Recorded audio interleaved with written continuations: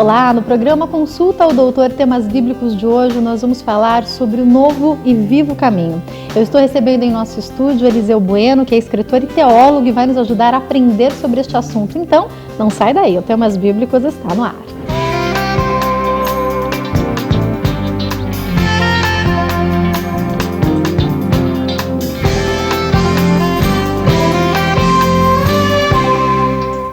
Boa noite, muito obrigada por estar assistindo ao Temas Bíblicos, é muito bom ter você sempre aqui com a gente, viu?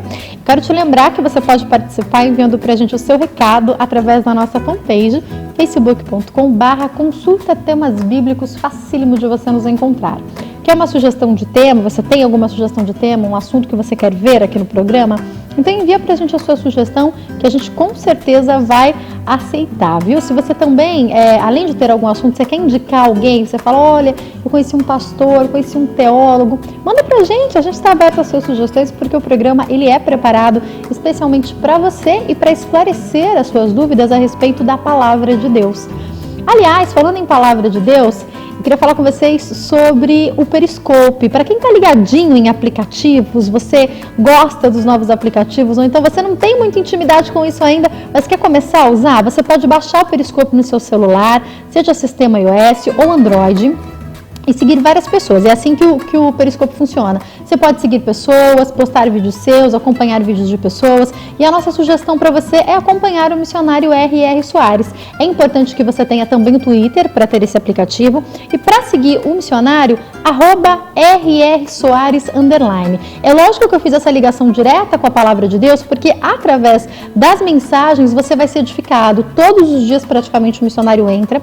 Sempre tem uma palavra de Deus que vai edificar a sua vida, muitas vezes o momento da oração também, e vale lembrar que dá para você também interagir, você pode mandar o seu recado, o seu pedido de oração, como você está vendo aí, ó. Então você não perde tempo, baixa esse aplicativo, com certeza você vai ser muito edificado seguindo o missionário, @RR Soares _, a nossa dica do Periscope para você. Eu falei agora há pouco sobre a nossa rede social, sobre o Facebook, para você mandar sua sugestão de pauta, o assunto que você gostaria de ver abordado aqui, que nós vamos aceitar a sua solicitação, e prova disso é que nós trouxemos novamente aqui o Eliseu, foi um sucesso o último programa que a gente fez, edificou muitas vidas. Eu estou recebendo Eliseu Bueno aqui, que é escritor e teólogo. Eu sempre te chamo de pastor, né, Eliseu? Mas verdade. É escritor e teólogo, na verdade, né? Isso mesmo. E eu queria que você falasse um pouco pra gente. Eu sei que teve uma repercussão muito grande o último programa. A gente pôde falar sobre Jesus no Antigo Testamento, foi fantástico. E eu queria que você falasse um pouco pra gente sobre o livro já, pra gente começar nesse bate-papo.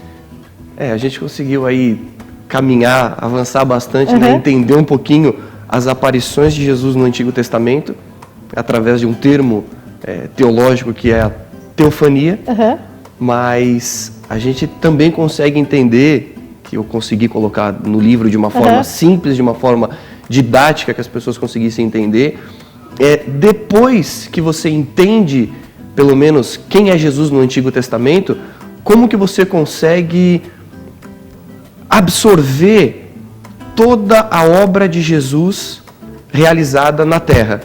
Nascimento, exercício do seu ministério, crucificação, sepultamento, ressurreição, ascensão. Então, uma sequência bem simples e bem, assim, de uma forma que as pessoas consigam entender. Porque não dá para ser uma linguagem muito difícil para quem não é teólogo, né? Eu fiz, então, depois que você entendeu quem é o mistério oculto, então você vai entender a revelação do Verbo. A revelação do Verbo é Jesus. E ela se dá, eu pincei 3 aspectos: o poder da cruz, o princípio da cruz e também a obra da cruz. Depois disso, eu entro assim em revelação objetiva e revelação subjetiva. Objetiva porque Deus fala com você diretamente, seja pela sua palavra, seja em sonhos, seja ouvindo a voz dele, mas ele fala diretamente com você. Subjetiva é que quando ele usa alguém para falar, para tratar contigo. E eu falo também um capítulo que eu gosto muito, é o capítulo de espírito de sabedoria e de revelação, quando Paulo ora aos Efésios pedindo isso. assim, olha, eu oro em favor de vós para que vocês tenham um espírito de sabedoria e de revelação. Revelação é o mais alto nível que o cristão consegue ter de comunhão com a palavra de Deus. Esse livro é fantástico, gente. A nossa indicação para você, inclusive, ele vai deixar um para sorteio. Daqui a pouco eu falo com vocês sobre isso. E é um livro que vai te inspirar e aprender a palavra de Deus de uma maneira simples.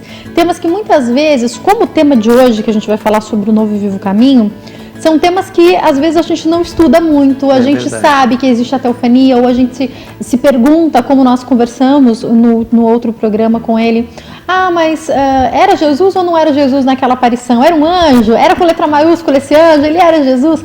É interessante a gente começar a perceber que as nossas dúvidas podem ser esclarecidas quando a gente estuda a palavra de Deus, né? Acho que esse livro é até um incentivo para a gente pesquisar mais e aprender mais, né? Sim, tem até pessoas que, depois que leram o livro, acharam interessante e falaram assim, olha, eu vou estudar a Bíblia, eu vou entrar num seminário, ou eu vou fazer teologia, mas a intenção, né, eu compartilho isso com as pessoas, de você fazer teologia, não é para você mostrar que você sabe, mas sim você alcançar uma maturidade de forma que você possa viver uma vida cristã saudável. Uhum. E aí a gente começa a entender, quando Paulo fala aos Efésios, capítulo 4, versículo 11, que ele dá uns para apóstolos, outros para evangelistas, outros para pastores, outros para mestres, outros para profetas. Mas você consegue adquirir tudo isso para quê? Para um fim. Qual é o fim? O aperfeiçoamento de todos os santos. Uhum. Então, para que isso seja manifesto na igreja como um todo. Igreja. É por isso que todo mundo não tem o mesmo chamado, gente. Senão a gente não se completaria, né? É verdade. Bom, vamos começar falando sobre um novo e vivo caminho. E a primeira pergunta é: como Jesus inaugura esse novo e vivo caminho? É bem interessante como ele faz isso, porque algumas pessoas, ou a sua grande maioria, acabam entendendo assim, bom, Jesus foi crucificado, sepultado, ao terceiro dia ressuscitou, ficou 40 dias aqui na terra, subiu e tem uma trajetória muito interessante. E quando nós conseguimos compreender efetivamente como ele inaugura esse novo e vivo caminho, a gente tem uma visão diferente da palavra, a gente começa a se relacionar com a palavra de uma forma diferente. Uhum. Paulo escreve aos Efésios, no capítulo 4, no versículo 8. Aliás, deixa eu fazer um convite para quem está nos assistindo. Pega papel e caneta e anota. Se você quiser pegar a sua Bíblia, deixar aí pertinho, é uma dica boa para você não perder todas as passagens que ele vai trazer aqui para a gente, as referências. Efésios capítulo 4, versículo 8 diz assim: Por isso diz, quando ele ascendeu aos lugares altos, levou o cativo o cativeiro e deu dons aos homens. Pois bem, o que significa ele ascendeu, senão que ele também primeiro desceu às partes mais inferiores da terra? E aquele que desceu é o mesmo que também ascendeu acima de todos os céus, a fim de cumprir todas as coisas. Então Paulo acaba fazendo aqui uma analogia. Olha, ele subiu, ele desceu, mas aquele que desceu também subiu. E o que me chama a atenção na parte B do versículo 10, do capítulo 4, é a fim de cumprir todas as coisas. O que ele foi cumprir? O que é que ele foi fazer? Vamos lá para Mateus capítulo 27. Por favor.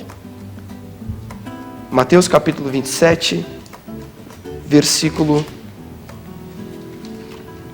45. Mateus 27, 45 diz assim: E desde a hora sexta, que quer dizer meio-dia, né? Às 12 horas do dia, houve trevas sobre a terra até a hora nona, ou seja, até as 3 da tarde. E perto da hora nona, Jesus clamou em alta voz, dizendo: Eli, Eli, lama sabactani. Isto é, Deus meu, por que me desamparastes? Alguns dos que ali estavam, ouvindo isso, diziam: Por Elias ele clama. E logo correu um deles, tomou uma esponja e ensopou com vinagre e pondo-a numa cana, dava-lhe de beber. E os outros, porém, diziam: Deixa-o, vejamos se Elias vem salvá-lo. E um outro tomou uma lança e furou o seu lado e saiu água e sangue. Deixa eu só fazer um parênteses aqui nesse versículo. Quantos dias Adão ficou dormindo? 3 dias. Foi-lhe tirado uma costela, enchido ali de carne, e depois disso, Eva vem ao mundo. Quantos dias Jesus ficou entre a sua morte e ressurreição? 3. Também. Aqui diz que quando o soldado fura do seu lado, semelhante ao corte que Deus fez lá para trazer Eva, sai água e sangue. Ou seja, nesse momento, ele inaugura a igreja. Uau! Água e sangue, lavada na água da palavra e purificada no sangue de Jesus. Mas isso aqui foi só um parênteses. Vamos continuar a ler o texto. Vamos. E Jesus, bradando novamente com grande voz, entregou o seu espírito. Versículo 51. E eis que o véu do santuário se rasgou em 2, de alto a baixo. A terra tremeu e as pedras se fenderam. E os sepulcros se abriram e muitos corpos de santos que tinham dormido foram ressuscitados. E saindo dos sepulcros, depois da ressurreição dele, entraram na cidade santa e apareceram a muitos. Aqui tem uma diferença entre os sepulcros se abrirem, muitos corpos dos santos saírem da sua ressurreição. Ou seja, quando Jesus entregou o seu espírito, o seu corpo fica crucificado. Certo. Mas e a alma dele? Tá faltando a alma aí. Cadê a alma de Jesus? A alma de Jesus lentamente sai do seu corpo. Lentamente? Lentamente, gradativamente. Por quê? Quem teve a revelação disso foi Salomão. Em Eclesiastes, capítulo 12, versículo 5, Salomão fala do fio de prata. O que une a alma do espírito é o fio de prata. E Salomão fala sobre isso. Eclesiastes, capítulo 12, versículo de número... Vamos ler o 6. Antes que se rompa o fio de prata ou a cadeia de prata, e que se quebre a taça de ouro, e o cântaro se quebre junto à fonte, e a roda se despedace junto ao poço, e o pó volte à terra como era, e o espírito volte a Deus que o deu. Explica pra gente. Quando Jesus entrega o seu espírito, como nós lemos e sabemos e tem isso registrado, quando ele entrega o seu espírito, o espírito volta para Deus. O corpo dele fica crucificado. Mas quem vai inaugurar o novo e vivo caminho é a alma de Jesus. Quando a gente fala sobre Jesus e a gente pensa nessa divisão, corpo, alma e espírito, a gente pode fazer uma relação com como é conosco? A gente está falando do intelecto e dos sentimentos dele? Alma é mente, vontade e emoção. Olha só que interessante. A Bíblia diz que abriram sepulcros e muitos dos corpos dos santos que tinham dormido foram ressuscitados. E saindo do sepulcro... Os mortos voltaram para suas casas? Foi isso que aconteceu? Eles não... Tem duas coisas aí. Tem os mortos que ressuscitaram próximo do período que Jesus também ali estava sendo crucificado. E tem também a alma daqueles que estavam no Hades, no seio de Abraão, aguardando Jesus se manifestar. Que inclusive aí tem uma diferença no que acontece antes e depois Eu vou falar da morte, mas a gente está aprendendo sobre a entrega do Espírito de Cristo. Tem uma diferença aí com quem morre, né? Tem. Essas pessoas que saíram do sepulcro, elas não saíram na hora. Elas tiveram que esperar Jesus inaugurar um novo e vivo caminho, descer as partes mais baixas da terra, tomar a chave do inferno e da morte. E toda essa trajetória está onde? No Antigo Testamento. E ainda estão querendo abolir o Antigo Testamento. E, nossa, essa frase não sai da minha mente. Porque depois da primeira conversa que eu tive com Eliseu, eu sempre achei absurdo. Mas o Antigo Testamento, está tudo no Antigo Testamento também. Se completam, se completam. Foi como a gente conversou na outra vez. O Antigo Testamento, ele aponta para o Novo. O Novo, ele explica o Antigo. Ou seja, no Antigo Testamento, a revelação não era total. Então, os profetas que tiveram as revelações, eram revelações parciais. Mas quando Jesus se manifesta, o mistério oculto é manifestado aos homens e passa a se tornar o mistério revelado, as coisas começam a ficar um pouco mais claras e um pouco mais entendidas. Vamos ler Mateus, capítulo 26, versículo 36. Vamos fazer uma separação aqui, para a gente entender o que eu vou ler lá em Lucas 22. Mateus 26, 36. Jesus, então, chegou juntamente com eles a um lugar chamado Getsêmani, que quer dizer prensa das olivas. E disse aos seus discípulos: sentai-vos aqui enquanto vou ali orar. Esse aqui era um lugar em que várias pessoas poderiam trafegar. No Antigo Testamento, aonde é que era o lugar aonde todas as pessoas poderiam ir? No átrio ou no pátio. Porque tinha o átrio, o santo e o santo dos santos. O lugar para o povo, o lugar para o sacerdote, o lugar do sumo sacerdote. Isso mesmo, né? Me corrija se eu estiver errado. Vamos continuar aqui a leitura. Olha só. E tomando consigo a Pedro e os 2 filhos de Zebedeu, começou a entristecer-se e angustiar-se. Tiago. Isso. Grandemente. Ele começou a angustiar-se muito. No átrio, todos chegaram. No lugar santo, Pedro, Tiago e João.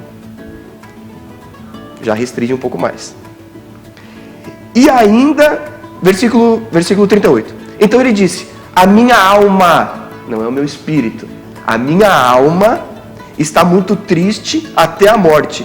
Ficai aqui e vigiai comigo. E adiantando-se um pouco mais, prostrou-se com o rosto em terra e orando disse ao Pai: meu Pai, se possível, passa de mim esse cálice, mas não seja feito como eu quero, senão como tu queres. Ele entra sozinho. Até porque é nessa passagem aqui, quando ele volta, os 2 já estão dormindo também. Ele entra sozinho. E onde é que somente o sumo sacerdote pode entrar sozinho? No Santíssimo. Só que Lucas, eu gosto mais, como Lucas é médico, ele dá detalhes físicos. Quase científicos, né? Ele mostra melhor pra gente. Lucas 22 tem exatamente a mesma versão. Lucas 22, 39. E saiu para o Monte das Oliveiras, como era o seu costume, e os seus discípulos também o seguiram. Versículo 40. E quando ele chegou ao lugar, disse: orai, para que não entreis em tentação. E ele apartou-se deles uma distância equivalente a um tiro de pedra, e pondo-se ali de joelho orava, e disse: Pai, se quiseres, aparta de mim esse cálice, todavia não seja feita a minha vontade, mas a sua. E apareceu-lhe um anjo do céu que o fortalecia, o mesmo anjo que veio servi-lo na tentação do deserto, quando ele é levado ao deserto, de Mateus 4. E estando em agonia, orava com mais intensidade, e o seu suor veio a tornar-se como grandes gotas de sangue que corriam até o chão. Somente ele, vamos lá, vamos voltar um pouquinho. O sumo sacerdote precisava sacrificar e entrar com sangue, derramar o sangue na tampa do propiciatório para obter o perdão. Os pecados eram encobertos até então, mas enfim, representava o perdão por um tempo. Isso, vamos utilizar a expressão perdão. Jesus aqui faz o mesmo caminho. Passa pelo átrio, passa pelo lugar santo, vai até o Santíssimo e deposita o sangue. Vou precisar parar aí que eu tenho que ir para o intervalo. Eu tenho várias perguntas para te fazer. Uma delas, para a gente continuar em tudo que a palavra de Deus nos aponta no Novo e no Antigo Testamento, até aproveitando aquela colocação que você trouxe para nós, ali do que aconteceu com Jesus na crucificação, quando alguém lhe fere, a pergunta é, essas pessoas, elas estavam sendo usadas por Deus? Porque o Antigo Testamento está se cumprindo. O que acontece? Essas pessoas, elas estavam fazendo o quê? A gente muitas vezes tem um entendimento da palavra de Deus do que foi feito até através da vida de Judas. E eu vou te perguntar sobre isso no próximo bloco. Eu vou para o intervalo, daqui a pouco eu estou de volta com Eliseu Bueno hoje, conversando com a gente sobre o novo e vivo caminho. Você sabia que a oração de Jesus em João 17 é a oração mais comprida do Novo Testamento? Mas Neemias mantém o recorde da oração mais longa da Bíblia, com a sua oração de adoração, confissão e renovação da aliança. Confira, lendo Neemias, capítulo 9, versículo 5 a 37.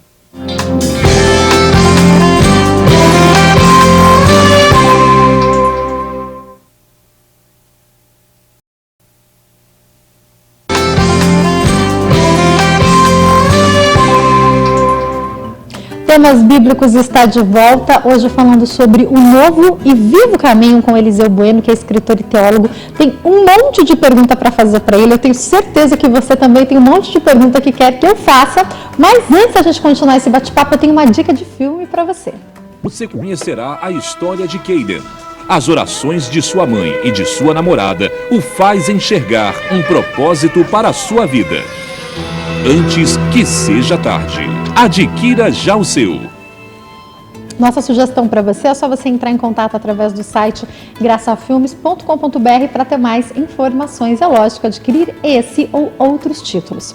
Eu continuo conversando agora com Eliseu, fiz uma pergunta no bloco anterior. A gente parou na leitura da Bíblia entendendo o que significou Jesus suar sangue, mas a pergunta que eu fiz é: todas essas pessoas que de alguma maneira participaram do cumprimento de algo que estava no Antigo Testamento, estavam sendo usadas por Deus? Sendo usadas por Satanás? Foi coincidência? A Bíblia aponta algo sobre isso pra gente? Eu vou dizer para você a minha opinião. Porque tem vertentes teológicas, né? Tem vertentes. A minha opinião é a seguinte. A Bíblia diz que os escândalos virão, mas ai daquele que for o instrumento. Muita coisa hoje a gente ouve as pessoas falarem assim, não, mas você vê, Deus não está vendo isso, Deus não está vendo aquilo. Tem uma coisa que é semeadura e colheita e outra coisa que é cumprimento da profecia. Então assim, ele haveria de morrer? Haveria.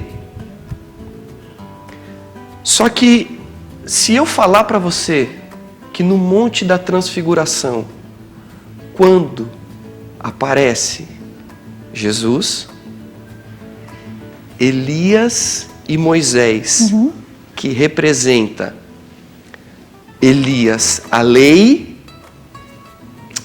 Moisés a lei e Elias os profetas. Certo. Tem uma versão da Bíblia e um trecho que diz que Elias e Moisés conversavam com Jesus acerca de todas as coisas. Se eu falar para você que Jesus não sabia que ia morrer na cruz, você acredita?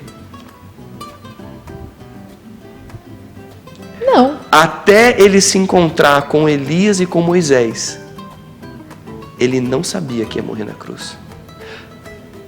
Tanto que ele teve mais agonia da espada do que da cruz.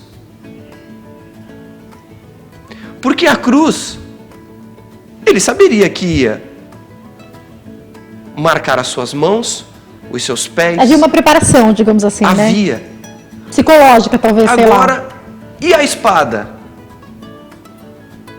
Que guardava a entrada do jardim do Éden, quando Deus coloca essa espada juntamente com 2 querubins para guardar aquele caminho, guardar aquele lugar para que ninguém se achegasse. Isso está em Gênesis 3:24. Gênesis 3:24 diz que havia uma espada flamejante foi colocada no caminho. Essas gotas de suor e de sangue já era uma projeção profética. A gente tem que, quando a gente vê toda a Bíblia, a gente tem que ver o que é a parte literal do que é projeção profética. Muitos professores da Bíblia não estão errados quando aplicam textos no seu conteúdo literal. Mas e a projeção profética disso? A projeção profética te aponta para algo mais real. A gente entende que ele suou sangue de verdade. Suou sangue de verdade. O sangue que ele suou de verdade e que caiu na terra foi para substituir o sangue que clamava, o sangue de Abel que clamava pelo seu irmão Caim. Agora vamos montar tudo isso aqui que a gente falou. Vamos lá. Vamos lá para Hebreus, só para o pessoal ter o registro. Hebreus capítulo 12, versículo 24. E a Jesus, o mediador da nova aliança, e ao sangue da aspersão que fala melhor do que o de Abel. O sangue de Abel clamava por uma única pessoa, pelo seu irmão Caim. O sangue de Jesus clama por toda a humanidade. Quando Jesus morre, quando ele entrega o seu espírito, quando o corpo dele fica na cruz, quando o fio de prata é rompido, como Eclesiastes 12 que nós lemos, e a sua alma gradativamente sai do seu corpo, ele sobe. E ele precisa inaugurar o novo e vivo caminho. Vamos lá para Isaías 53. Isaías 53. Uma passagem que a gente usa muito para falar sobre cura, inclusive, né? Versículo 4. Verdadeiramente ele tomou sobre si as nossas enfermidades e carregou as nossas dores. No entanto, nós o considerávamos culpado, ferido de Deus, mas ele foi ferido por nossas transgressões e moído por nossas iniquidades. E o castigo que nos traz a paz estava sobre ele, e pelas suas pisaduras fomos sarados. Pelas suas pisaduras, pelos seus passos, nós fomos sarados. Quando a sua alma começa a subir, ele encontra a entrada do jardim do Éden. Isaías 63. Então, peraí, ele vai para o segundo céu, é isso? Isso, ele passa pelo segundo céu. Ele passa pelas regiões celestes. Só para a gente explicar para quem não assistiu o outro, o Eliseu já explicou para a gente sobre primeiro, segundo e terceiro céu. Você pode só reexplicar para quem está assistindo pela primeira vez? Primeiro céu, regiões celestes ou região celestial. Segundo céu, Éden de Deus. Terceiro céu, lugar onde Deus habita. Os demônios? Segundo céu. Primeiro céu. Primeiro céu. Os anjos? Primeiro céu. Olha o que está escrito no versículo 63, versículo 1. Quem é este que vem de Edom? Edom tem a mesma raiz da palavra hebraica Adam. Ambos querem dizer vermelho ou terra. Terra vermelha. Olha só. Os querubins que estão na entrada do segundo céu, na entrada do jardim do Éden, próximo ali da espada flamejante, conforme está escrito em Gênesis capítulo 3, versículo 24. Que, se eu não me engano, Deus coloca ali para que não entrasse mais. Para que ninguém entrasse mais lá. Vai que eles comem agora eles vão desobedecer, vão comer da outra árvore e vai dar tudo errado. E a gente tem a ideia de que Adão e Eva foram expulsos do jardim porque Deus estava penalizando eles. Não, Deus não estava, na verdade, Deus estava cuidando protegendo. deles. Já que eles fizeram uma vez o que não deveriam, já teve um problema aí, se eles comerem da outra árvore, daí a gente um dia pode falar sobre essas árvores, aí o problema será maior ainda, né? Veja só, as pessoas dizem assim, por que é que Lúcifer não foi perdoado da sua rebelião? Porque ele pecou num corpo eterno, num corpo espiritual. Essa seria a diferença. Se nesse corpo de pecado se come da outra árvore, que provavelmente, como a Bíblia descreve, tem a ver com a vida eterna, como é que a gente ia poder ser remido? Seria o eterno pecador. O corpo não poderia receber as dádivas que recebem quando a pessoa aceita, crê na obra de Jesus. Então, não permitir que se tenha acesso ao Éden mais após o pecado, significa de alguma maneira que Deus estava protegendo. Deus estava protegendo. E aí os querubins, que estão ali guardando a entrada, perguntam, quem é este que vem de Edom? Ou seja, quem é esse que vem da terra? Ele estava na terra. Edom quer dizer terra. De Bosra, com vestes tintas de carmesim, que quer dizer vermelho. Este é o glorioso, este que é glorioso no seu traje, e que marcha e que ostenta a glória de sua força. Olha a posição em que Jesus já estava. Sou eu, que falo em justiça, poderoso para salvar. Os querubins não sabiam quem era. Eles não tinham identificado. Só que assim, aqui é uma questão interessante. A alma. O que subiu foi a alma de Jesus. Não foi o corpo físico. Mas aqui, a alma, ela tem a aparência, a conformação física de uma pessoa. Tanto que os querubins perguntam, quem é este que vem de Edom? E aí Jesus responde, sou eu, aquele que falo em justiça, poderoso para salvar. Versículo 2. Porque a túnica está vermelha e as tuas vestimentas como as daquele que pisa uva no lagar? Isaías não sabia o que era realmente, tanto que ele diz, olha, eu estou achando que isso aqui é cor de uva. Versículo 3 de Isaías 63. Eu sozinho pisei no lagar. Ou seja, eu sozinho fiz a obra. A gente tem que imaginar que Isaías estava tendo uma visão e estava relatando pra gente, né? Ou seja, isso aqui é uma projeção profética. Lembrando sempre que hoje Eliseu explica pra gente com o Novo Testamento. O Isaías não tinha o Novo Testamento, ele estava tendo uma visão e escrevendo, E dos povos ninguém se achava comigo. Então eu as pisei na minha ira e as esmaguei na minha fúria, e o seu sangue salpicou as minhas vestes e manchou a minha túnica. Vamos lá para Apocalipse, capítulo 19.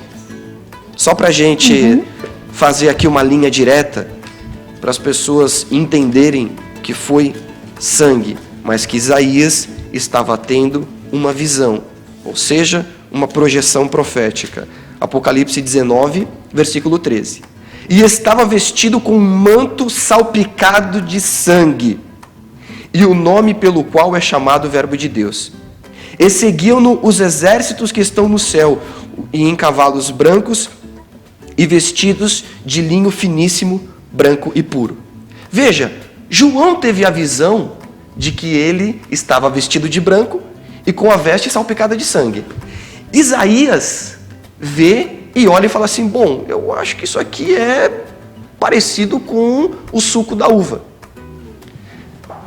Isaías no Antigo Testamento, João no Novo Testamento, tendo a mesma visão, só que de posições... Pontos de vista diferentes. Ponto de vista diferente.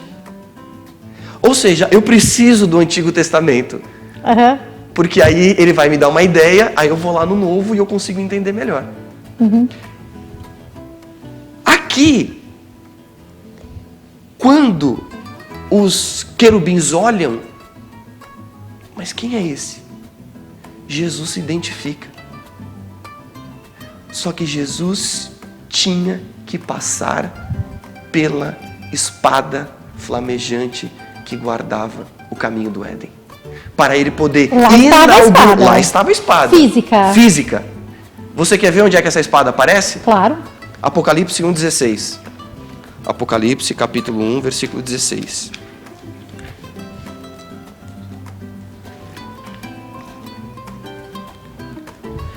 E ele tinha na sua mão direita 7 estrelas, e da sua boca saía uma espada aguda de 2 fios, e o seu rosto era como o sol quando resplandece na sua força. Se você lê o livro, esse versículo, você fala assim: bom, sai uma espada da boca de Jesus. Que espada é essa? Da onde é que veio essa espada? Veio lá de Gênesis 3:24, que guardava a entrada. Quando ele está em agonia, a agonia de Jesus orando ali, como nós lemos em Mateus, como nós lemos em Lucas, é porque essa espada teria que traspassar ele. Uau. Ele teria que vencer essa espada. E ele daí já venceu. depois da morte. Depois da morte. O corpo dele está lá na cruz. Uhum. A alma O espírito dele, já voltou para o Deus. espírito já voltou para Deus. A alma dele, mente, vontade e emoção, teria que passar. Quando ele passa por essa espada, lembrando que a alma dele já estava ferida por conta dos seus pés que foram crucificados. E a pergunta que eu ia fazer agora era sobre dor física na alma. Fiquei confusa. Sim. Podemos falar isso. Mente, vontade e emoção. Sabe quando a pessoa passa por uma dificuldade ou pela morte de alguém, que a gente sabe que é uma questão psicológica, mas a gente fala, eu tô com dor física, eu entendo que tem essa relação com a alma, Tem essa relação com a alma. Porque ninguém fez nada com você no seu coração, ninguém foi lá e cortou, não aconteceu nada fisicamente, mas você sente essa dor de alguma maneira. Eu acredito, então, que seja esse o caminho para a gente poder entender um pouco, né? Olha só, em Gênesis, no capítulo de número 3, versículo 15, diz assim: eu porei inimizade entre ti e a mulher, e entre a tua semente e a sua semente, entre a tua semente e a sua semente, e esta te ferirá a cabeça, e tu lhe ferirás o calcanhar. Aliás, aproveitando que você leu isso, posso falar que aí é a primeira indicativa do que Deus faria de Jesus, apontando para Jesus? Essa seria uma indicativa de que Jesus pisaria na cabeça de Satanás. Mas que teria um preço. Teria porque preço. fala, lhe feriria o calcanhar, Mas é isso? vai ferir o calcanhar. Quando é que isso ocorre no corpo de Jesus? Quando eles pegam o prego e... Fantástico. Quando isso acontece no mundo natural, no mundo Fisicamente físico, aqui nessa terra. fisicamente aqui, quando ele é crucificado, quando especificamente crucificam o seu pé, no mundo espiritual, paralelamente, é quando Jesus pisa na cabeça. Só que o seu calcanhar fica machucado. Nesse calcanhar machucado, veja, alma, mente, vontade e emoção. A alma é que tem que vencer a espada flamejante da entrada do jardim do Éden que está no segundo céu. A alma dele está cansada. Muito cansada. E ainda ele vai, alcança até o terceiro céu, deposita o sangue na tampa do propiciatório, que é o tabernáculo celestial. Tudo que tem nesse plano tem uma réplica do plano espiritual. O que há no plano espiritual, há aqui também. Então ele deposita o sangue dele, porque aí ele é o sumo sacerdote. Aí não tem mais a ordem de Melquisedeque. Aí nós falamos agora da ordem de Jesus. Ele substitui o sangue de Abel. Porque o sangue de Abel clamava por quem? Só por Caim, pelo seu irmão. Mas o sangue dele clama por toda a humanidade. Quando ele faz todo esse trabalho, ele precisa descer às partes mais baixas da terra. Estou me mandando ir pro intervalo, mas eu não vou, só queria falar isso para vocês. Mentira, eu tenho que ir, eu vou pro break. Peraí, a gente vai parar aí, nesse momento, tem muitas perguntas para fazer. E eu queria entender uma outra coisa, que eu acho que se der a gente já explica no próximo bloco. Com tudo isso e observando o que antecede a crucificação, e daqui a pouco eu quero perguntar sobre se ele foi literalmente para o inferno, se ele arrancou uma chave mesmo da mão de Satanás, explica isso pra gente já no próximo bloco. Eu quero entender algo ainda um passo antes. O Senhor Jesus, ele ora pedindo para que seja passado dele esse cálice. Do que ele está falando? É da cruz? Não responde ainda, não responde ainda. Eu vou para o intervalo e daqui a pouco eu estou de volta com Eliseu Bueno, que é escritor e teólogo, e já volto. Você sabia que a ilha de Patmos, onde João escreveu o Apocalipse, era a ilha de Alcatraz do Império Romano? Os prisioneiros religiosos e políticos eram banidos para esta prisão, que tem apenas 16 quilômetros de comprimento.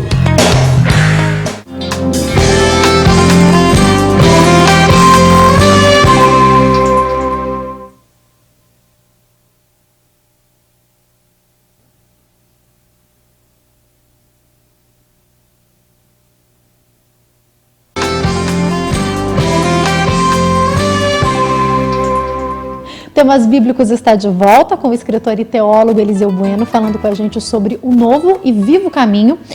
Tem tanta pergunta para fazer, só tem mais 2 blocos. Eu tenho muitas dúvidas, eu tenho certeza que o pessoal em casa também, porque é um assunto que vai trazendo para a gente muitos questionamentos. Um passo antes a tudo isso que a gente está conversando nesse momento, já após a crucificação de Cristo, entendendo onde estava a alma dele, eu queria te perguntar, na oração de Jesus, ele fala que se fosse possível, para passar dele esse cálice. A gente faz uma relação direta que ele estava pedindo para não morrer ou para não passar pela cruz. É isso mesmo? Não, essa oração que ele faz é porque ele sabia que para inaugurar o novo e vivo caminho, uma espada deveria transpassá-lo. Uau! Ele falava já sobre essa espada. Era isso que ele estava agoniando. Uhum. Que como você disse, existia até essa diferença. A crucificação já não lhe causava tanto pavor fisicamente falando, né? Tanto pavor fisicamente, mas é que a sua alma passaria por algo que seria muito maior, muito mais doloroso do que simplesmente, se é que a gente pode usar essa palavra, né? Simplesmente a crucificação em si. Porque já era algo aos nossos olhos terrível, né? E ele ainda tinha algo a mais para passar. Eu queria entender, você já explicou pra gente que essa espada é física. É física. Que estava entre os 2 anjos. Como é que foi? Como assim? Me explica mais sobre isso. A espada entrou nele? É isso que eu quero entender. A espada entra nele. Ele entra no... Me explica sobre isso. A espada está no meio. Vamos fazer uma alusão. Por favor. Quando Saul passa por aquela situação da espada e...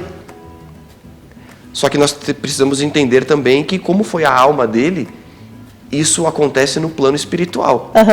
Embora seja uma espada física, isso não está acontecendo nesta terra, né? Isso acontece num plano espiritual. De outra maneira.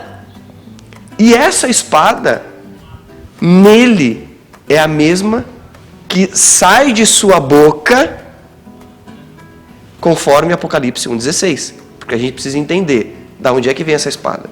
Essa espada veio da onde Deus havia colocado ela. Essa espada está nele e vai ser ainda usada, né? E ainda será usada para definitivamente destruir Satanás. Neste momento a espada está em Jesus. Está em Jesus. Essa espada está em Jesus. Só que João teve essa visão.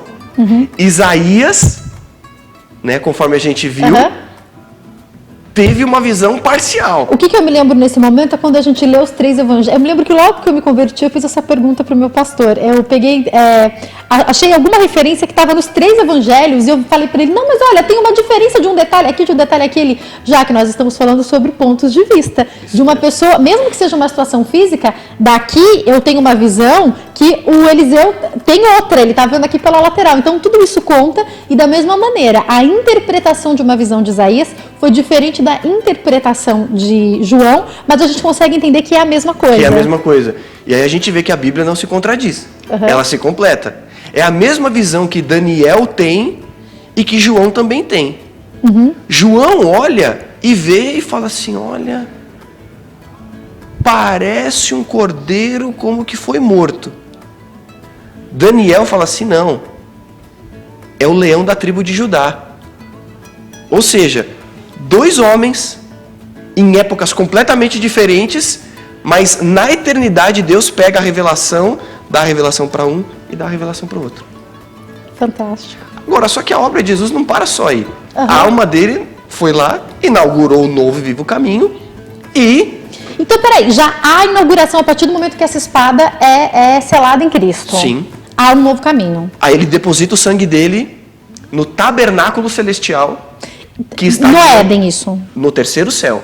Aí ele sobe. O tabernáculo Ele tá no celestial. segundo. Isso. Aí ele vai... Ele rompe o primeiro, a espada passa por ele, ele inaugura um novo e vivo caminho, percorre todo o jardim do Éden, e aí ele chega até o 3º céu, aonde está a presença de Deus, aonde está o Monte Santo da congregação, aonde Deus habita do lado norte do céu, o lado mais alto, e diante de Deus está ali o propiciatório que ele deposita o seu sangue. Tem alguma coisa a ver com aquele onde vão as ofertas, sobem como incenso? Não, as ofertas elas estão em salvas ou taças de ouro, Uhum. conforme Apocalipse capítulo 8. Tá. Então, as nossas orações, quando elas sobem como incenso, Como ela- os anjos as levam?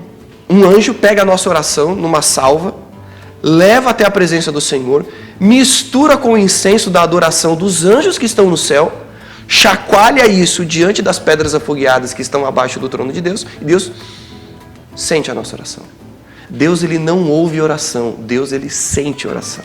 Fantástico, né? Isso é É demais. tremendo, né? Bom, mas e aí ele rompe, Isso. vai ao 3º céu. Aliás, mais uma pergunta sobre isso. É literal? Ou a gente não sabe? Eu entendo que é. Isso é um ponto de vista meu, essa é uma opinião minha. Que ele é Pra cima. para cima e literal. Legal, pode continuar. Desculpa Ainda te cortar, ainda precisaria de algum mestre ou doutor que pudesse trazer uma... continuar esse debate, né? trazer uma revelação diferente. Uhum. Mas, como a revelação ela é progressiva, né? Uhum. Então, só que não para esse trabalho de Jesus.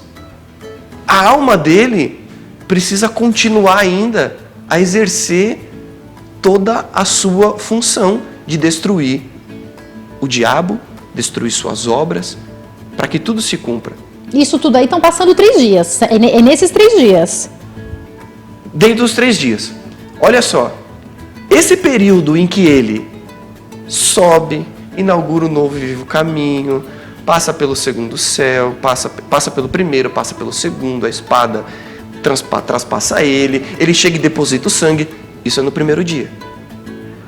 No 2º dia, o seu corpo já foi tirado da cruz e o seu corpo está sepultado. Só que a alma dele não pode voltar para o corpo, porque se a alma volta para o corpo, automaticamente o espírito tem que voltar e ele tem que ressuscitar. Então a alma dele não volta para o corpo, a alma dele desce às regiões mais baixas. Só que nós precisamos entender uma coisa: a alma de Jesus estava cansada. Perdeu sangue, o seu pé foi furado quando ele pisa na cabeça, ele estava cansado. Olha só o que acontece quando ele chega nas partes mais baixas da terra. Aí a gente está falando do primeiro... Não, a gente está falando do inferno. Do inferno, propriamente isso, dito. Aham. das partes mais baixas da terra. Vamos ler Salmos. Acredite ou não, em Salmos tem uma revelação sobre isso. Como eu sei? Eliseu que me contou. Às vezes a gente lê e passa desapercebido, né? A gente não sabe a revelação que tem por trás de algo que nós estamos lendo. Salmos versículo 22, Capítulo? capítulo 22, versículo 11. Não te distancies de mim, porque a angústia se aproxima e não há quem ajude. Rodearam-me muitos touros, fortes touros de Bazã me cercam. Abrem a boca contra mim como leões que rugem. Versículo 14. Sou derramado como água, e todos os meus ossos estão desconjuntados, e o meu coração tornou-se como cera, e derreteu-se dentro de mim. A minha força se secou como um caco de vaso de barro, e a minha língua se apegou aos meus maxilares, e assim me deitas sobre o pó da morte. Versículo 16. Porque os cães me rodearam, e a assembleia dos malfeitores está ao meu redor. Traspassaram as minhas mãos e os meus pés, falando Da crucificação. Repartem os meus vestidos entre si, e sobre a minha túnica lançam sorte.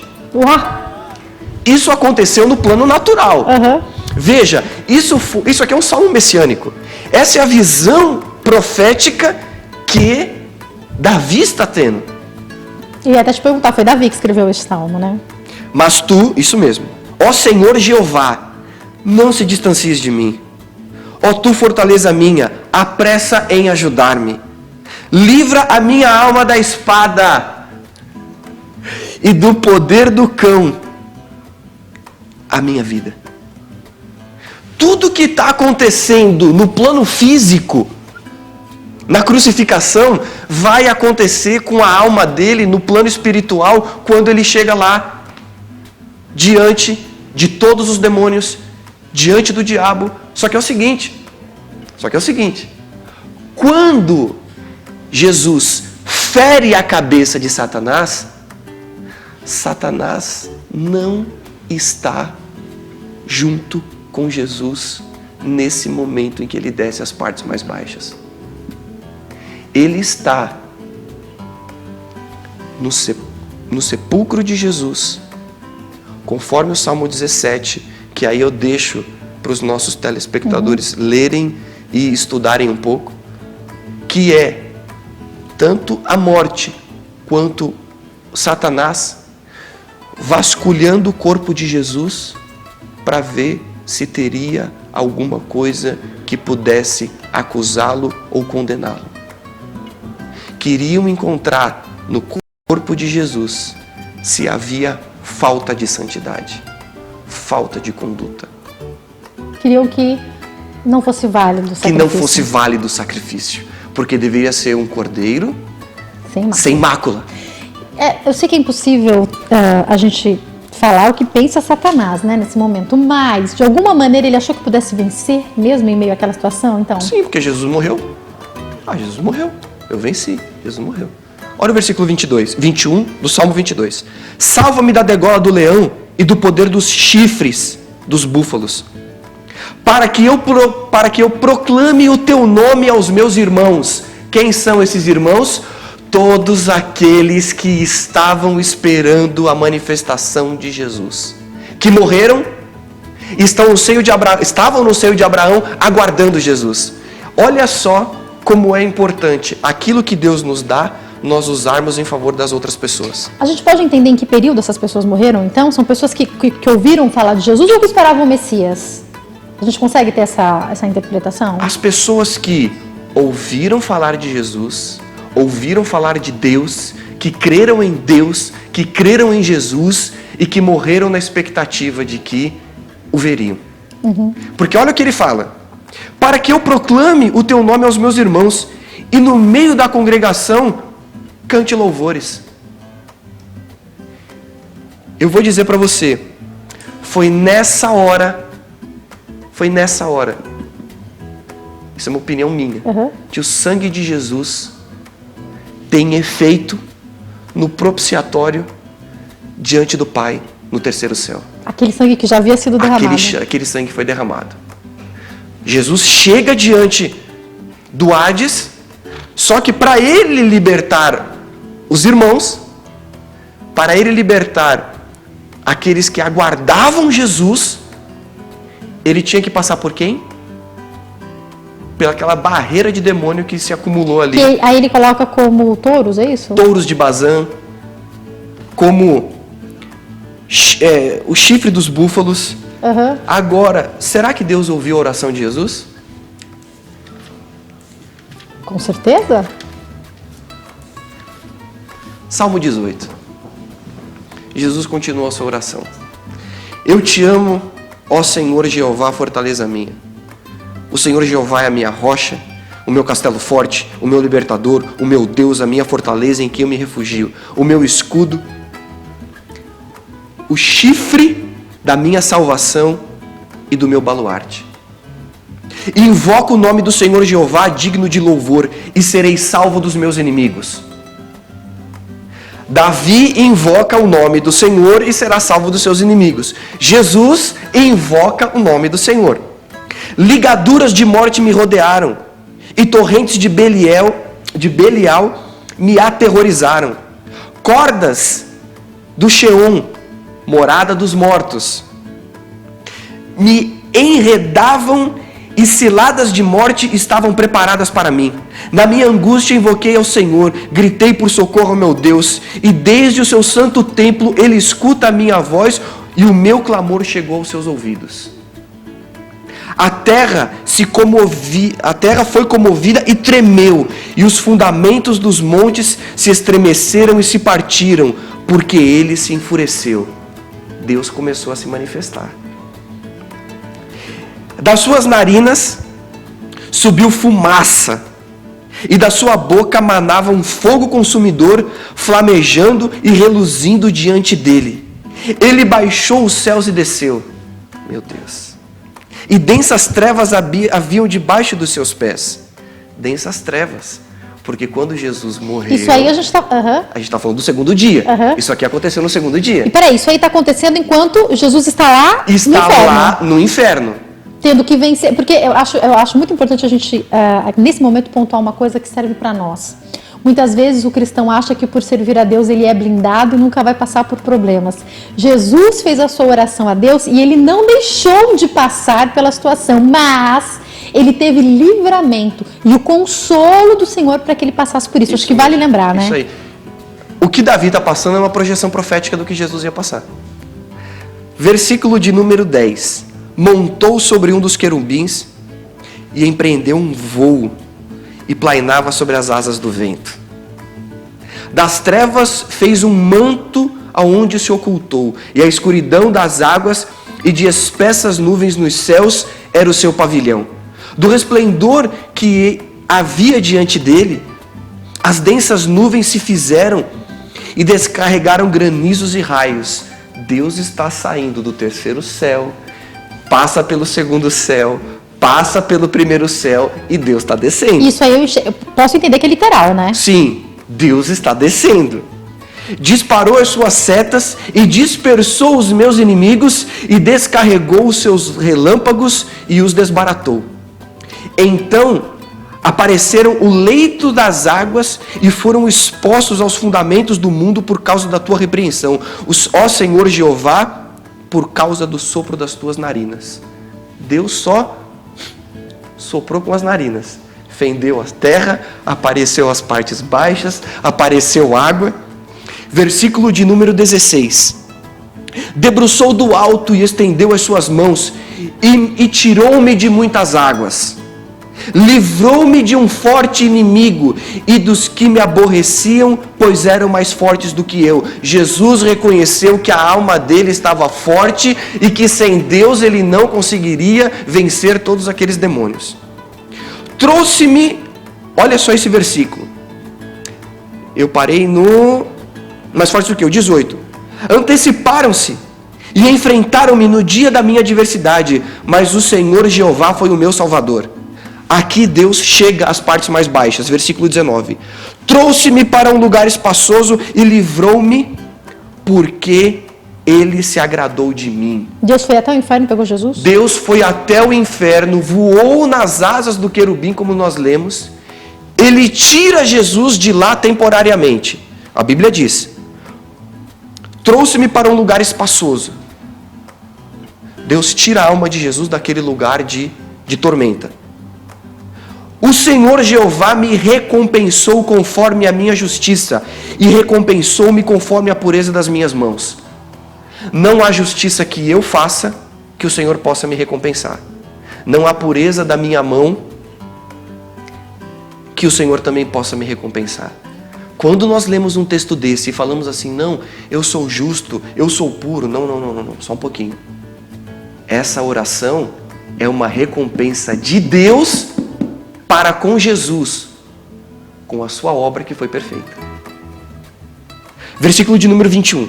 Porque tenho guardado os caminhos do Senhor Jeová e não fui infiel afastando-me do meu Deus. Jesus foi fiel em todo o tempo.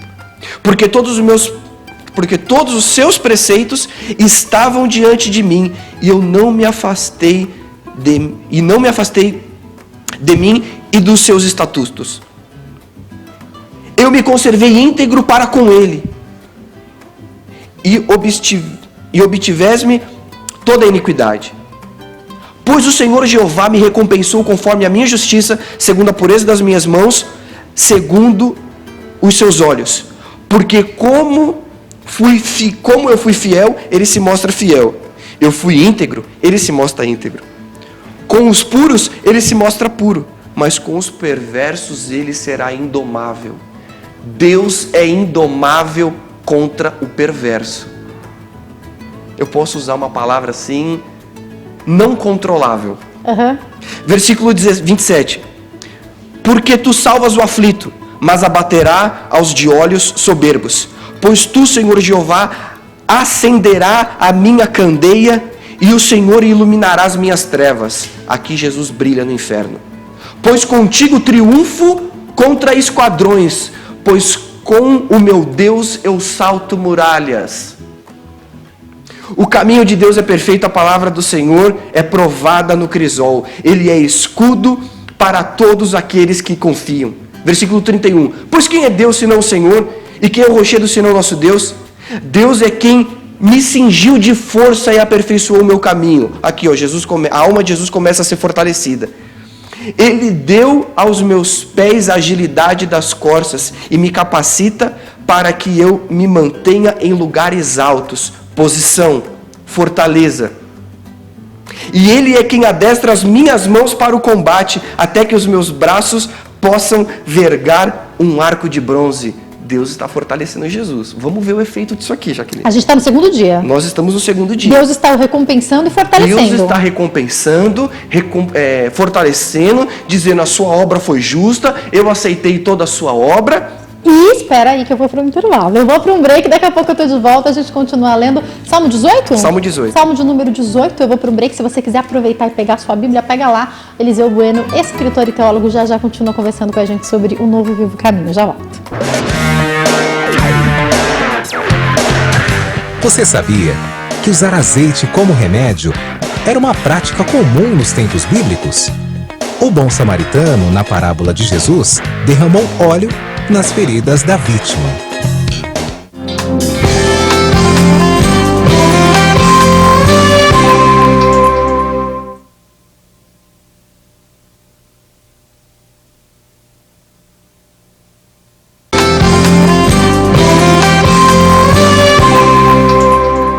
Temas Bíblicos está de volta com Eliseu Bueno, que é escritor e teólogo, falando com a gente sobre o novo e vivo caminho.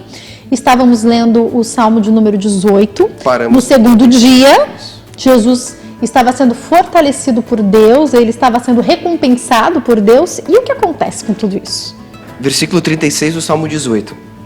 Alargastes os meus passos no caminho, e os meus tornozelos não vacilaram. Ou seja, aqueles que estavam machucados. Persegui os meus inimigos e os alcancei. Não voltei até vencê-los e destruí-los completamente. Castiguei-os de tal modo que não puderam manter-se em pé. Peraí, ele voltou para o inferno, então? Ele estava lá. Deus pega, quando Deus chega e vê Jesus cansado, os touros de Bazã, os chifres dos búfalos, toda aquela opressão em Jesus, Deus tira ele temporariamente daquele lugar, recompensa-o. E quando a gente pode dizer assim, vamos trazer de uma maneira que a gente consiga entender. Jesus foi ali e já volta. Me dá uma licencinha que eu vou ali na sala e eu já vou tomar água e já volto. Quando ele volta recompensado, fortalecido. Por isso que em Efésios capítulo 6, Deus fala, mantenha a sua armadura. Sabe o que eu me lembro agora, com você falando, Eliseu? Quantas vezes, no momento em que rapidamente uma situação precisava se resolver, eu fui no banheiro fazer uma oração. E daí quando você volta, dadas as devidas proporções, é lógico, mas isso acontece conosco, você volta já diferente, né? Às vezes é aquele momento que você tem, não, tá, só um minutinho, eu já assino. Vai no banheiro, seja no banco, seja onde for de uma situação, faz uma oração, volta e o problema se resolve, né? Por isso que Paulo fala assim, olha, você precisa da armadura de Deus. A alma de Jesus aqui utilizou a armadura. Tanto que ele diz assim, ó, o versículo 38, castiguei-os de tal modo que não puderam manter-se em pé, caíram sobre os meus pés. Jesus deu uma surra. Ele está falando dos demônios. Sim, Jesus deu uma surra em todos os demônios, principados, potestades, dominadores. Lúcifer estava aí? Não, Lúcifer estava no sepulcro, com a morte, tentando vasculhar o corpo de Jesus, conforme fala o Salmo 17, que não vai dar tempo da gente ler aqui. Depois as pessoas lêem em casa. Lê em casa, mas estavam tentando verificar se tinha alguma coisa para invalidar a obra de Jesus. E não encontraram. Pois me cinges de força para o combate e submete prostrados todos aqueles que se levantaram contra mim. Deste-me a nuca dos meus inimigos em fuga e destruí aqueles que me aborreciam. Eu estou terminando o salmo. Olha aqui os demônios clamando por socorro para a alma de Jesus parar de surrá-los. Clamaram por socorro, mas não houve para eles ajudador. Meu Deus. Clamaram até ao Senhor Jeová, mas ele não respondeu. Está na Bíblia, está aqui na Bíblia. Então eu os emudeci como o pó diante do vento, e como a lama das ruas os lancei dos meus sapatos. Jesus surra. Dá-lhe uma surra. Aí nós vamos, lendo esse texto, fica mais fácil de nós entendermos Colossenses, capítulo 2, versículo 15. Aí a gente fica pensando, né? Jesus clama, Deus desce. Depois os demônios clamam, Deus não vai ter ajudador para eles. Olha só, depois de ter despojado os principados e as potestades e os expôs, eu estou utilizando uma versão da Santa Bíblia do Dr. Alderir Nelson Rocha, e ele diz assim, e os expôs espetacularmente em público, triunfando sobre eles em si mesmo. A guerra deve ter sido espetacular, de fato, né? Foi maravilhosa. E aí, ele chega ao seio de Abraão. A todas aquelas pessoas que creram no Messias, mas não viram. E aí você vai perguntar assim para mim, Eliseu, e as pessoas que não creram no Senhor? Se não creram no Senhor, não creram. Porque a gente pode lembrar até me lembro agora da passagem de Lázaro, né? Da diferença aonde estava quem servia a Deus e quem não servia a Deus. Então, eu imagino que mesmo antes da morte e ressurreição de Cristo, já havia essa separação. Alguns ficavam no seio de Abraão e outros não, né? Porque no seio de Abraão são todos aqueles que, puxa vida, Jesus morreram e não viram Jesus. Aqueles que não creram já estavam no inferno?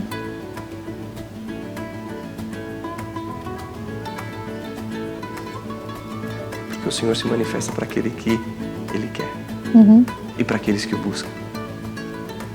Só que, veja que no Salmo 22, nós lemos a seguinte versão. Para que eu proclame o teu nome aos meus irmãos. E no meio da congregação cantem louvores. Agora eu vou explicar para você o Salmo 24. Por favor. Do Senhor Jeová é a terra e a sua plenitude, o mundo e aqueles que nele habitam. Porque ele afundou sobre os mares e afirmou sobre as correntes dos rios. Quem subirá ao monte do Senhor Jeová, ou quem permanecerá no seu santíssimo lugar? Aquele, É Jesus. não são aqueles.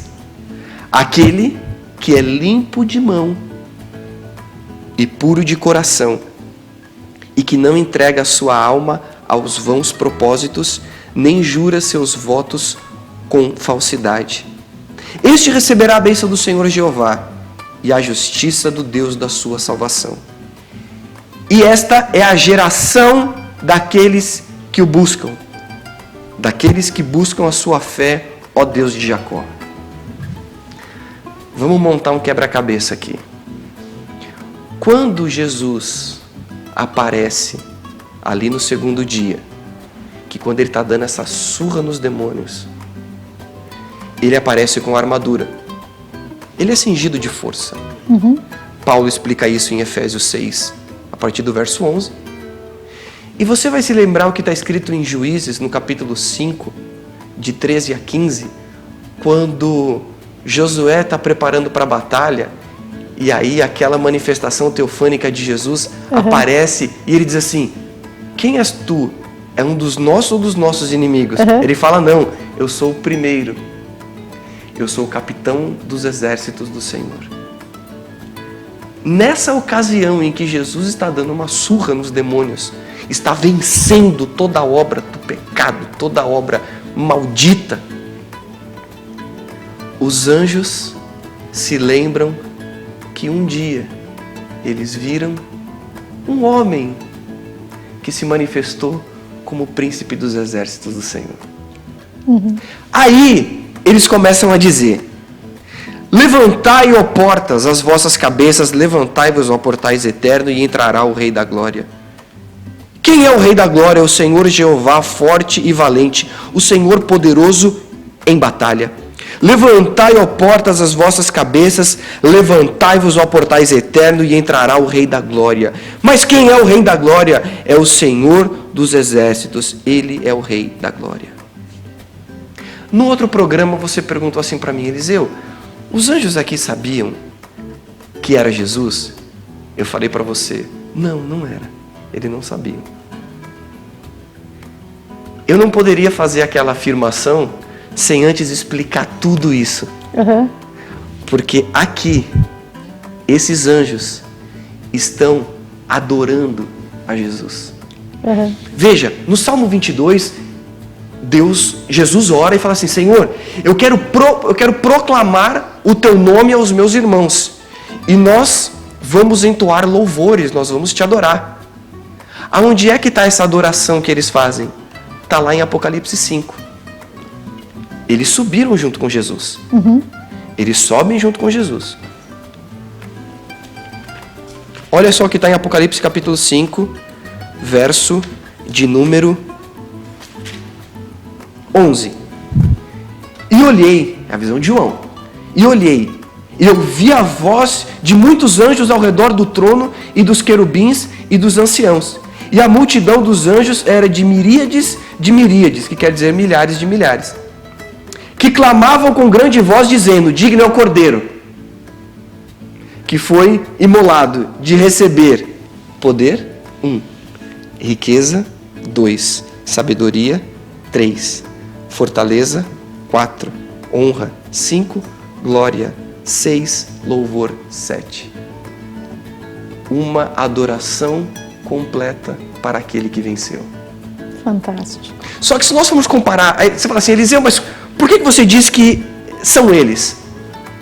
São aqui anjos? São espíritos daqueles que foram salvos por Jesus? Porque em Apocalipse capítulo 4, versículo 9, diz assim: e sempre que os querubins davam glória, honra e ações de graça àquele que está sentado sobre o trono, àquele que vive para todo sempre. Os 24 anciãos se ajoelhavam diante daquele que está sentado sobre o trono e o adoravam, aquele que vive para todo sempre, e lançavam as suas coroas. Perceba que os querubins, quando adoram a Deus, porque aqui eles adoram ao ancião de dias, eles adoram com glória, honra e ações de graça. Parece que é uma adoração, um reconhecimento um pouco limitado, né? Mas quando aqueles que experimentaram a obra de Jesus, o que eles reconhecem? Eles reconhecem os 7 atributos de Deus, que é poder, riqueza, sabedoria, fortaleza, honra, glória e louvor. Então a gente pode entender que no Salmo 24 são os anjos. No Salmo 24 é uma adoração deles dizendo assim: pessoal, abram os portais. Lá vem o Rei da Glória. Tá vindo o Rei da Glória. Vocês não veem o que ele acabou de fazer? Os anjos estavam assistindo o que acontecia no inferno. Aliás, quando a gente leu agora, eu não vou lembrar exatamente qual salmo, quando ele chega no Éden, a gente já pode entender que havia um exército de anjos também. Quando ele chega, havia. A gente não, pelo menos eu não posso afirmar que todo o céu, todos eles desceram. Mas que havia... Mas que havia uma parte lá em cima, havia. E que havia uma parte ali embaixo assistindo. Tanto que ele desce... Deus desce nas asas do querubim. Ele pega de fato uma chave? A Bíblia fala especificamente sobre isso. Eu entendo que ele pega, ele toma. E essa chave, ele dá para a igreja. Por quê? O que você liga na terra... será ligado no céu. Será ligado no céu. O que você desligar na terra vai ser desligado no céu. Aí nós podemos voltar àquela expressão de Pedro, quando Jesus diz assim: quem dizem que eu sou? Uns dizem que o Senhor é Elias, outros Jeremias, um dos profetas. Mas e você? Não, tu és o Cristo, o Filho do Deus vivo. E aí ele diz assim: Disse bem, não foi o meu Pai, não foi nem a carne nem o sangue, mas foi meu Pai que te revelou isso, o meu Pai que está no céu. Eu vou te contar uma coisa que você não vai acreditar. Tenho 5 minutos.